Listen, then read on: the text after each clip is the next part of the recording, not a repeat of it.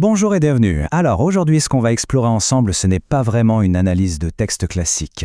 Voyez ça plutôt comme une méditation guidée sur un credo personnel très puissant. C'est toute une philosophie de vie qui est contenue en seulement quelques lignes, à la fois dense et pleine de sens. Allez, on plonge dedans. Et tout part de là, de cette phrase. C'est à la fois une thèse, une promesse, et presque une énigme, non? Comment est-ce que la discipline, qui a l'air d'être une contrainte, peut en fait nous mener à la liberté? C'est vraiment la question centrale qui va nous guider tout au long de cette réflexion. Avant de penser à l'action, avant même d'imaginer l'exécution, ce credo nous invite à faire une pause et à construire une base, mais une base vraiment solide, une fondation intérieure. C'est par là que tout doit commencer. La toute première brique de cette fondation, c'est le calme. Attention, ce n'est pas un vide, c'est plutôt une tranquillité active. C'est cet état de quiétude intérieure qui nous permet de couper le bruit, que ce soit celui du monde extérieur ou le vacarme dans notre tête, pour enfin pouvoir penser clairement. C'est le point de départ, il est essentiel.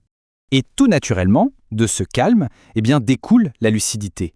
La lucidité, c'est cette capacité à voir les choses telles qu'elles sont, sans le filtre des émotions brutes, comme la peur ou le désir. Être lucide, c'est ça. Avoir une pensée claire, qui n'est pas obstruée, une perception vraiment nette de la réalité. Et là, on arrive au point culminant de cette préparation intérieure, l'alignement. Quand on a le calme et la lucidité, tout s'emboîte. Les pensées, les valeurs profondes et les actions qu'on pourrait entreprendre, tout s'harmonise. Il n'y a plus de conflit interne. La machine est en quelque sorte prête à avancer dans la bonne direction. Et pour bien solidifier cette fondation, il y a cette idée, qui est absolument essentielle. Lâcher prise sur le besoin d'avoir raison, c'est se libérer de l'ego, tout simplement. C'est souvent l'ego qui est la source de notre instabilité.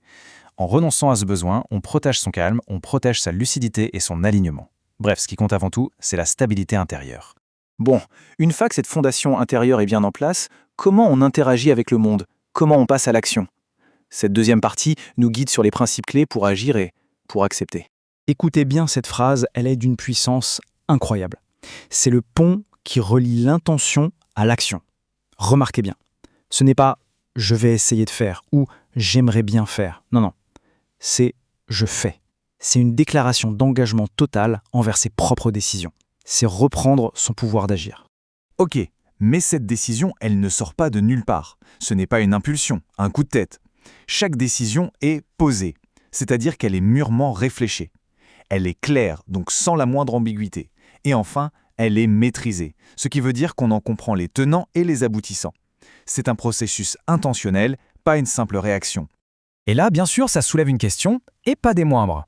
On peut maîtriser sa décision, d'accord, mais on ne peut jamais maîtriser le résultat à 100%. Alors comment on fait?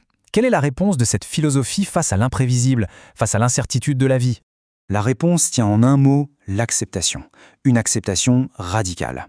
Le credo nous dit d'accepter consciemment, dès le départ, les deux issues fondamentales de n'importe quelle action. D'abord, le risque, c'est-à-dire la possibilité que ça ne se passe pas comme prévu. Et ensuite, la perte, la possibilité de perdre quelque chose en cours de route. Et la conséquence de cette acceptation, franchement, elle est brillante. En intégrant le risque et la perte en amont, le résultat final, que ce soit un succès ou un échec, n'a plus le pouvoir de nous déstabiliser. La stabilité émotionnelle et psychologique est préservée. C'est comme une sorte d'invincibilité intérieure, si on y pense. On arrive maintenant à la grande synthèse, au cœur du réacteur de cette philosophie. C'est ici que les deux concepts qui semblaient s'opposer, la discipline et la liberté, se rejoignent enfin et fusionnent. Ce qui est vraiment clé ici, c'est qu'on redéfinit complètement le mot discipline.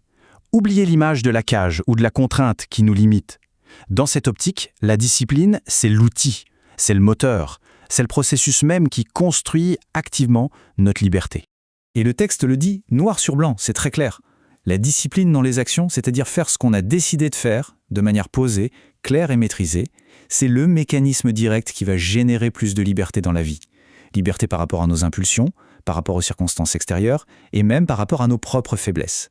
Mais attention, cette philosophie n'est pas une destination finale. On n'atteint pas un état de liberté par la discipline, pour s'y reposer tranquillement. Cette dernière section nous montre que c'est une pratique continue, un cycle perpétuel.